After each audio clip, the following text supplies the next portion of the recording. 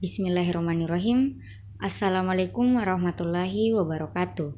Perkenalkan, nama saya Firda Darmayanti dengan NIM 7020012171 ingin mempresentasikan mengenai tentang sistem reproduksi pada manusia. Dapat kita ketahui, sistem reproduksi adalah sistem yang berperan dalam menghasilkan gamet fungsional tubuh. Sistem reproduksi pria dan wanita dirancang untuk memungkinkan penyatuan bahan genetik, dan sistem reproduksi pada wanita dilengkapi untuk dapat menampung dan memberi makan keturunan sampai ke tahap perkembangan, sampai keturunan tersebut dapat bertahan hidup secara independen di lingkungan eksternal.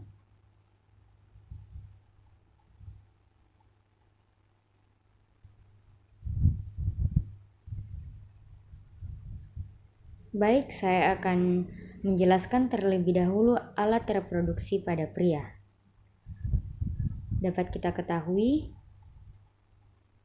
organ reproduksi pada pria diantaranya ada testis atau buah zakar. Testis atau buah zakar merupakan sepasang kelenjar kelamin yang menghasilkan hormon testosteron. Dalam testis terdapat tubulus seminiferus yang merupakan tempat pembentukan sperma. Ada juga skrotum yang merupakan kantong pelindung testis. Selanjutnya ada penis atau batang zakar yang berfungsi sebagai alat kopulasi untuk memasukkan sperma ke dalam alat reproduksi wanita. Lalu ada uretra atau saluran kencing, berfungsi sebagai alat pengeluaran urin keluar tubuh dan saluran semen dari vesikula seminalis. Selanjutnya ada epididymis, yang merupakan saluran yang berasal dari testis dan berfungsi sebagai tempat penyimpanan sementara sperma sampai matang. Lalu ada juga vas deferens atau yang disebut juga dengan saluran benih, yang merupakan pelebaran epididymis yang berfungsi menyalurkan sperma dari epididymis menuju vesikula seminalis. Selanjutnya ada kelenjar prostat, yang berfungsi untuk menghasilkan getah bersifat basah yang cocok bagi kehidupan sperma. Selanjutnya ada vesikula seminalis atau yang disebut juga dengan kantong mani, yang dindingnya menghasilkan cairan lendir yang mengandung fruktosa, asam askorbat, dan asam amino sebagai makanan dan pelindung sperma sebelum membuahi ovum. Lalu ada saluran ejakulasi atau yang disebut juga dengan ductus ejaculatorius, berfungsi sebagai penghubung vesikula seminalis dengan uretra. Yang terakhir ada kelenjar bulbouretrel atau koper yang berfungsi menghasilkan cairan kental yang dialirkan ke ureter. Nah, di dalam testis terdapat tubulus seminiferus, yaitu organ yang memproduksi sperma. Nah, tubulus seminiferus memproduksi lebih dari 12 miliar sperma setiap bulan. Baik, saya akan menjelaskan bagaimana proses pembentukan sperma atau yang disebut juga dengan spermatogenesis, yaitu spermatogenesis terjadi di dalam testis. Pertama-tama, spermatogonium membelah diri secara mitosis menghasilkan spermatosit primer. Nah, spermatosit primer membelah secara meiosis. Pada meiosis 1, terus membelah diri secara meiosis 1 membentuk 2 spermatosit sekunder. Pada meiosis 2, 2 spermatosit sekunder membelah menghasilkan 4 spermatid. Nah, spermatid ini berdiferensiasi menjadi spermatozoa atau sperma masak yang terdiri dari bagian kepala, bagian tengah, dan bagian ekor. Nah, tiap-tiap sperma memiliki jumlah kromosom, setengah dari jumlah kromosom spermatogonium. Nah, selanjutnya bagian di atas tubulus seminiferus adalah epididymis. Sperma berkumpul di dalam epididymis untuk didewasakan. Proses ini berlangsung selama 20 hari. Sebelum terjadi hubungan seksual, penis berisi dengan darah dan berereksi. Lalu dengan rangsangan yang cukup, proses ejakulasi dimulai. Pada puncak senggama akan terjadi pancaran air mani yang membawa sel sperma. Nah, dari epididymis, sel sperma akan mengalir ke atas menuju ampula yaitu bagian terluas ujung saluran benih. Ampula akan bermuara pada saluran kencing yang memiliki katup. Katup akan terbuka pada puncak senggama sehingga air mani akan keluar melalui saluran kencing dari tubuh atau yang disebut dengan uretra. Baik, saya akan melanjutkan mengenai tentang alat reproduksi pada wanita. Nah, alat reproduksi pada wanita terbagi atas dua bagian, yaitu alat kelamin luar dan alat kelamin dalam. Nah, alat kelamin luar terdiri dari vulva atau yang disebut juga dengan pudendum, yaitu terdiri dari labia mayor yang bentuknya tebal dan berlapiskan lemak, dan labia minor bentuknya tipis dan tidak dilapisi lemak, berfungsi untuk melindungi organ seksual, uretra, vestibulum, dan vagina. Yang kedua ada klitoris atau kelentit, berbentuk tonjolan kecil, berfungsi untuk meningkatkan hasrat seksual. Selanjutnya ada orificium uretrae atau muara saluran kencing, terletak di bawah klitoris. Yang keempat ada himen atau selaput darah, terletak di bawah saluran kencing yang mengelilingi lubang vagina, dan di dalamnya terdapat lubang, yaitu berada di tengah-tengah yang berfungsi agar kotoran menstruasi dapat mengalir keluar. Selanjutnya ada mons pubis atau mons veneris, merupakan sebuah bantalan lemak yang terletak di depan symphysis pubis. Lalu ada vestibula. Vestibula dibatasi oleh lipatan labia di setiap sisinya dan tersambung dengan vagina. Selain itu, vestibula juga merupakan muara vagina. Yang terakhir ada kelenjar vestibularis mayor, yang merupakan sepasang kelenjar oral yang terletak tepat di setiap sisi belakang labia mayora. Kelenjar vestibularis mayor akan mensekresikan lendir yang bermuara pada saluran di bagian samping labia mayora. Selanjutnya, alat kelamin dalam, yaitu ada uterus atau rahim.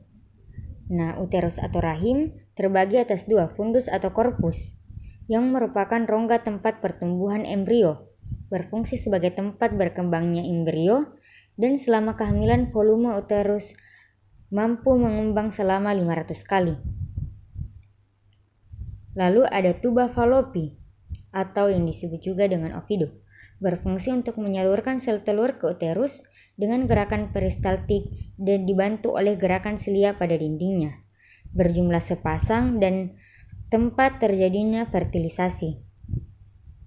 Selanjutnya ada ovarium atau indung telur, yang merupakan kelenjar kelamin yang memproduksi ovum atau sel telur dan menyereksi hormon estrogen dan progesteron. Selanjutnya ada vagina atau mulut rahim, berfungsi sebagai alat kopulasi wanita dan sebagai jalan keluar bayi pada proses kelahiran. Lalu ada juga infundibulum tuba, merupakan ujung oviduk yang berbentuk corong, sebagai tempat melekatnya fimbriae. Dan fimbriae merupakan bagian yang berfungsi untuk menangkap sel telur dari ovarium. Lalu ada juga serviks atau leher rahim, yang merupakan pintu masuk antara vagina dan rahim yang berupa lorong sempit. Dindingnya bersifat fleksibel sehingga dapat meregang dan membuka jalan lahir saat persalinan.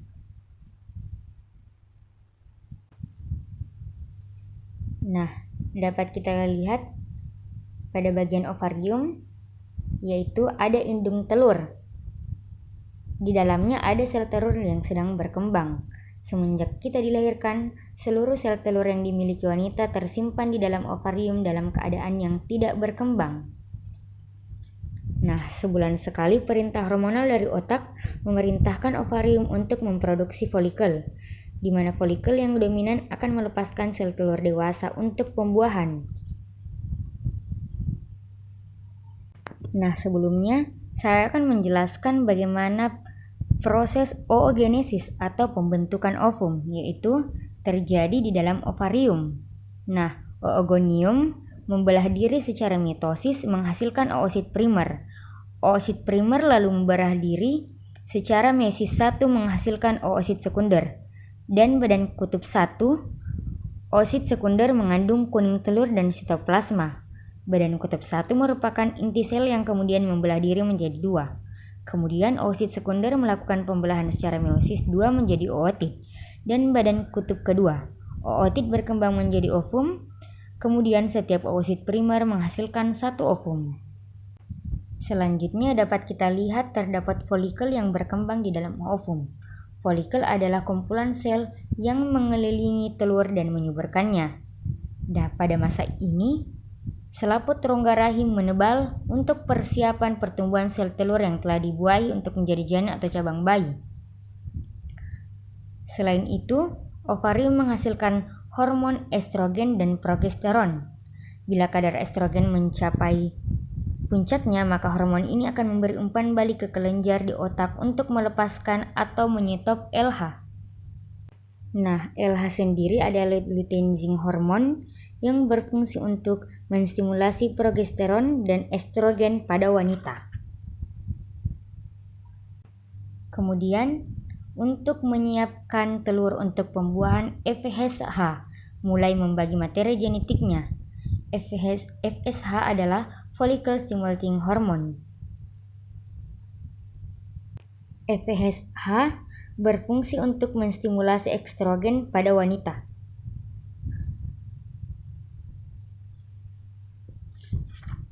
Folikel kemudian melepaskan hormon estrogen dan progesteron yang membuat lapisan uterus dapat menerima sel telur yang telah dibuahi dalam perjalanannya menuju uterus. Ada dua hal yang dapat terjadi pada telur, yaitu dibuahi oleh sperma atau tidak. Jika dibuahi, biasanya terjadi di dalam tuba Fallopi.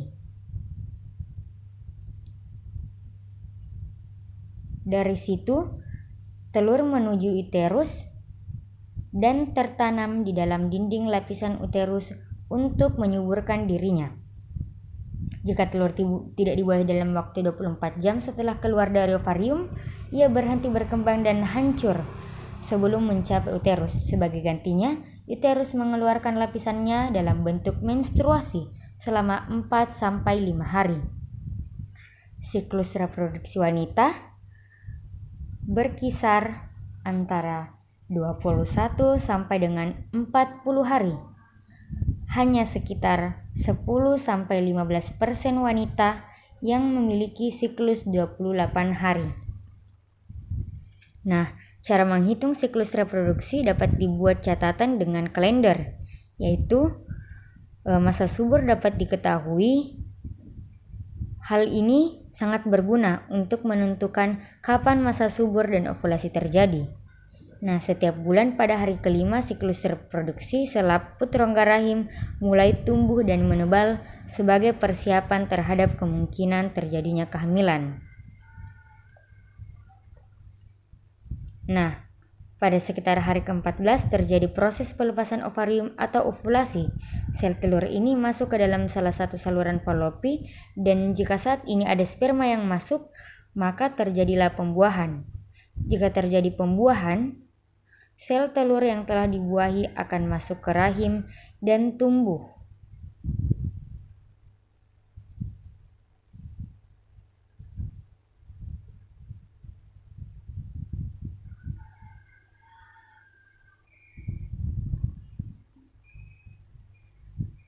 Pada sekitar hari ke-14 terjadi proses pelepasan ovarium atau ovulasi. Sel telur ini masuk ke dalam salah satu saluran Fallopi, dan jika saat ini ada sperma yang masuk, maka terjadilah proses pembuahan. Jika terjadi pembuahan, sel telur yang telah dibuahi akan masuk ke rahim dan tumbuh menjadi janin.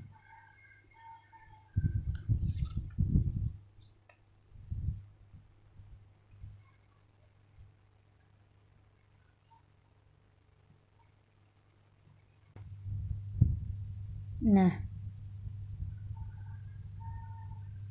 proses kehamilan, yaitu jutaan sperma dilepaskan dalam satu kali ejakulasi saat puncak senggama. Setelah dipancarkan ke dalam mulut rahim, sel sperma bergerak ke dalam rongga rahim dan saluran telur untuk mencapai sel telur yang matang dan siap dibuahi. Dari jutaan sperma yang dipancarkan, hanya beberapa yang hidup yang dapat mencapai indung telur. Sperma kemudian mempenetrasi dinding telur kemudian mengkombinasikan materi genetiknya dengan sel telur dalam proses pembuahan.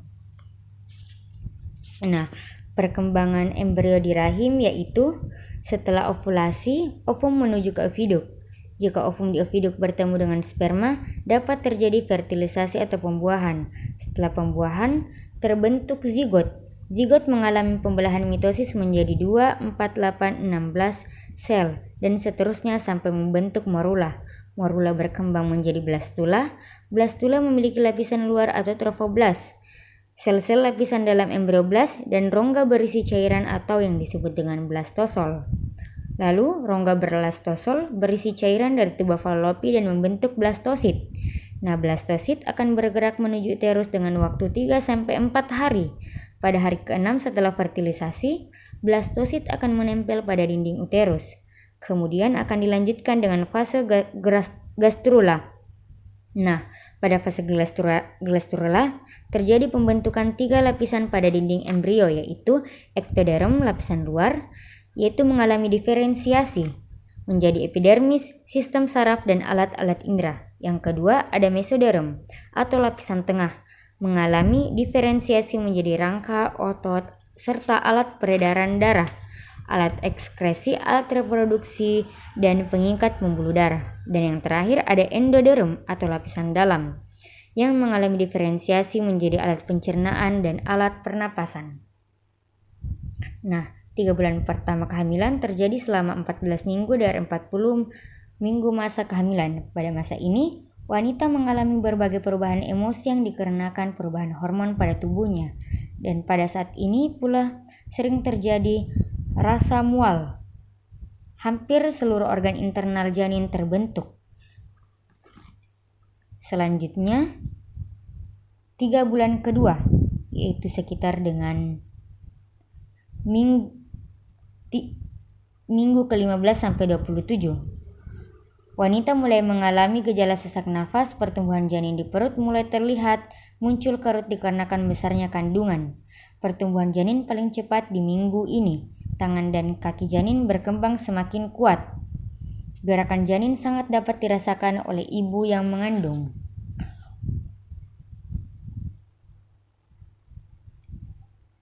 Lalu, kehamilan pada minggu ke-28 sampai 40. Bayi dan paru-parunya terus berkembang. Lalu sulit bagi wanita menemukan posisi yang nyaman saat tidur ataupun terbangun. Pada akhir minggu ke-40, bayi terdorong ke bawah. Hal ini adalah tanda persalinan dimulai. Nah, sebelum itu terjadilah pembentukan membran embrio. Membran embrio terdiri dari 4 bagian, yaitu kantong kuning telur yang berfungsi menyediakan tempat mula-mula bagi pembentukan darah dan mengandung sel-sel yang akan berkembang menjadi spermatogonium atau ogonium setelah bayi dewasa. Lalu ada amnion, merupakan membran pelindung yang tebal, menghasilkan cairan untuk melindungi embrio dari gesekan dan membantu regulasi suhu tubuh embrio. Lalu ada korion, yang merupakan bagian utama plasenta yang menyelubungi amnion dan kantong kuning telur. Lalu ada allantois, berupa membran vaskular kecil, yang merupakan tempat mula-mula pembentukan darah, berfungsi untuk respirasi, saluran makanan, dan ekskresi. Selanjutnya saya akan menjelaskan bagaimana proses pembentukan plasenta. Lalu pada bulan ketiga, terjadi pembentukan plasenta atau ari-ari atau tembuni. Plasenta berkembang dari korion dan sebagian endometrium. Fungsi plasenta adalah memungkinkan oksigen dan makanan dari darah ibu berdifusi ke darah janin. Kemudian memungkinkan karbon dioksida dan sisa metabolisme janin berdifusi ke darah ibu. Mencegah mikroorganisme masuk ke tubuh janin, menyuplai makanan seperti karbohidrat, protein, kalsium, dan besi ke tubuh janin. Selanjutnya, menghasilkan beberapa hormon yang dibutuhkan untuk memelihara kehamilan. Lalu, proses kelahiran. Nah, ketika pembukaan mencapai 10 cm, terjadi dorongan, tanda persalinan akan dimulai. Bayi memulai perjalanan melalui saluran rahim. Saat kepala bayi mulai berputar, ia dapat saja terluka. Ketika menuju ke bawah saluran rahim yang sempit pembukaannya, tulang kepala bayi memiliki ruang yang bernama fontanel. Ia membuat kepala bayi memanjang dan cukup untuk keluar melalui saluran rahim. Kepala dan pundak bayi disanggah, sementara bagian tubuh lainnya keluar dengan mudah.